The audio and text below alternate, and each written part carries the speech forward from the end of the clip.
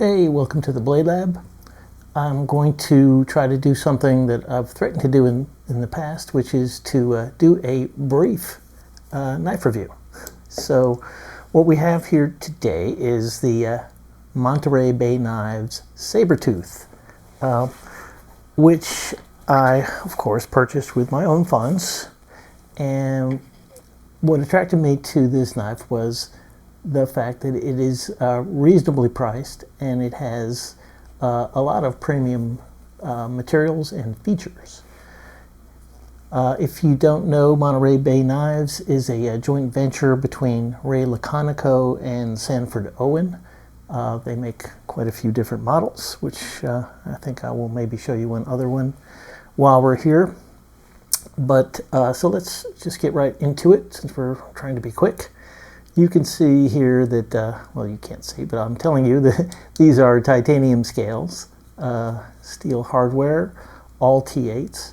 You can see here that it is ready for the clip to be reversed if you wanted to reverse. The milled titanium pocket clip, which has 2 screws to prevent it sort of skating from side to side, which is a good thing, since there is obviously no pocket for it to fit into. And let's just open it up. Well, before we do that, let's say, so it does have a front flipper. It has a, I guess you call that a fuller or a blood groove, whatever. It also has sort of a teardrop shaped hole for deployment, and all of these things work very well. So the reverse flick is excellent. We'll get into the action in just a bit. But first, let's look at this wild-looking blade. So this is a Ray Laconico design, although interestingly, I think it may be the only Ray Laconico knife I've seen that doesn't actually have his name on it. But rest assured that he is the person who designed it. He talked a little bit about it on his Instagram posts.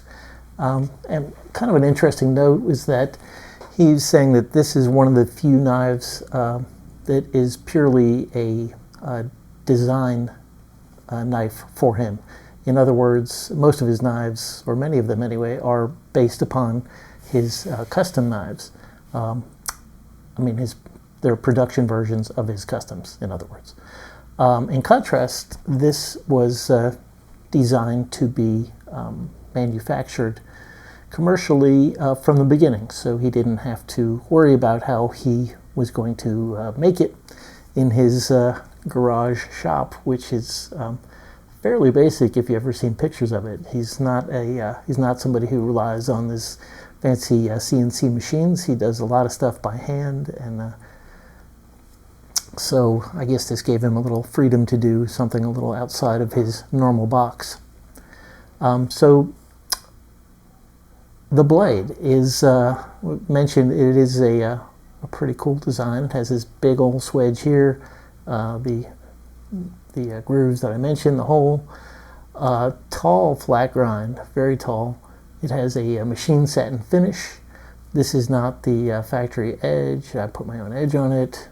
This is currently 16 degrees per side, and with this 16-degree angle, I measured it at 22 degrees, 22 thousandths of an inch, sorry, behind the edge, which is pretty good, you know, for a low angle. Obviously, it was thinner behind the edge before I dropped the angle back. When I received the knife, the edge angle was 20 degrees on one side and 15 on the other, so odd, but okay, it was reasonably sharp. I got a 190 best on the factory edge and stropped that down to 150, which is pretty decent. So kudos for that. Did I mention that this is, where is it? S90V. So really good EDC blade steel. It's very wear resistant. It's pretty corrosion resistant, and it's reasonably tough for a high vanadium steel, but it is a stainless. And what's notably impressive about this knife is the price, as I opened up with, in relation to the materials. So titanium scales, S90V blade, big S90V blade. It's a stainless steel liner lock, and the steel liner is only on one side.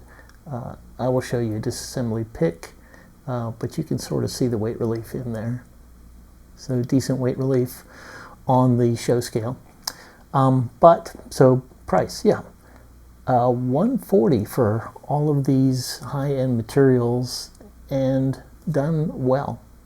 So that is a pretty impressive accomplishment, I think. And to me, it recommends the knife for anybody sort of in that just a little over the budget. If you want to go a little over the budget realm, but you don't want to get up into that sort of mid-ish tier of the $250 to $400 range, I think this is an excellent choice. Let's talk a little bit more about some specs. So the blade stock thickness is 0.125 inch, which is just about standard. The weight is 5.1 ounces, so it's a little hefty, but not terrible in the big picture. Now I have to find my ruler around here. Okay, ruler. So yeah, so the blade length is pretty much exactly 3.5 inches to the nearest part of the frame, and the cutting edge is also 3.5 inches. The overall length is just under 8.5 inches, so maybe call it 8 3/8. And the handle length is just under 4 3/4 inches. So it's a good sized knife. So if you're one of them ratio people, it's not perfect. You got 3.5 inches of blade to call it 5 ounces of weight, but it's fine. It works for me. Unless you just don't like heavy knives, in which case you might not like this. Okay, so let's do some size comparisons. So let's compare it to our usuals, which is first the Spyderco PM2, which you see is smaller. And we'll also compare it to the Spyderco Sage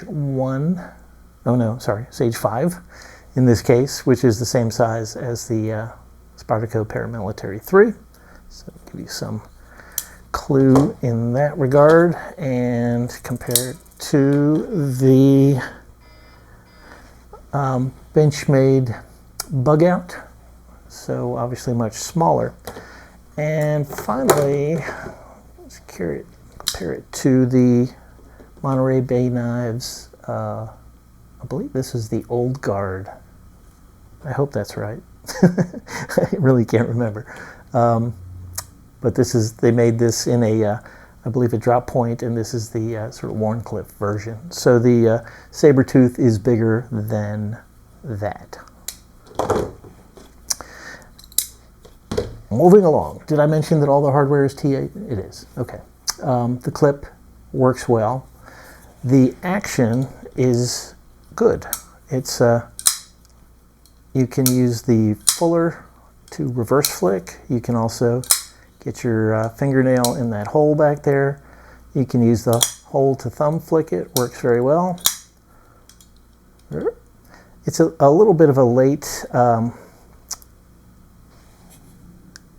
entry onto the tang of the blade for the detent ball. So you can see it right about there. You're off.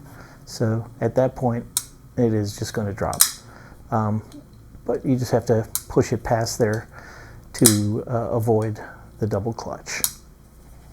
The front flipper also works well. It's not the snappiest front flipper in the world, but it certainly works. If you're into that, you can do the finger over. I don't think I can, oh, I correct myself. I actually can do the top flip. I usually can't. Problem is, you know, when you do that, this harpoon is going to kind of crack you in the knuckle. So it's probably not something you want to do a lot. The blade finish is, you know, it's a machine satin. It is not my favorite finish in the world. But, you know, for 140 bucks in S90V, I can absolutely live with it. I have been carrying and using this knife for probably a month to a month and a half, something like that. You can see it is pretty reflective. There's me. Hi. Where was I? Yes, so I've been using it, and it's a really good cutter. It's, you know, because the flat grind is so tall, and because it has that big swedge, it really it slays cardboard very well indeed. And the S90V keeps a good edge for a long time. Talking about that, Monterey Bay Knives lists the HRC for this knife at 62 to 63, which surprised me because that's pretty high for S90V. Usually you see it, you know, 59 to 61 are good numbers for it. I do not have a indentation Rockwell tester. I do, if you've seen some of my videos, I use a Lieb hardness tester, which is very sensitive to blades that are not completely flat. It can read a little low. For this knife, I got a reading of 61, I think, 0.2 HRC, which is below their stated range, but you know, the reading that I got could be wrong, one, and two, even if it's right, you know, 61 is still a very good hardness for S90V. So, like I said, even if it is 61, I'm okay with that. It does hold its edge very well. I have cut up a bunch of cardboard and done my before and after best tests, and it performs as good or better as I would expect high quality S90V to perform. So have no fear there. And that is all I am going to say about this knife. I'm sure I have forgotten something. If I have, I will put it in the comments. Did I say that the pocket clip works well? It works pretty well. It's tapping a little bit right now, actually, because I just have some pants with severely thick seams, so sometimes I'll just bend it out just to avoid having to fight with it. But it works pretty well. It's the same clip that they use on a lot of their knives, so quite similar. One other thing. So before I cancel this, though, you know, there are a few nods to economy, you know, to bring this in at such an affordable price. One would be the steel lock bar, which is fine, and the other would be just that it's a flat scale instead of this knife, for example, has this nice contouring to it. So that is one downside. There is no backspacer. It's just pure standoffs. But as a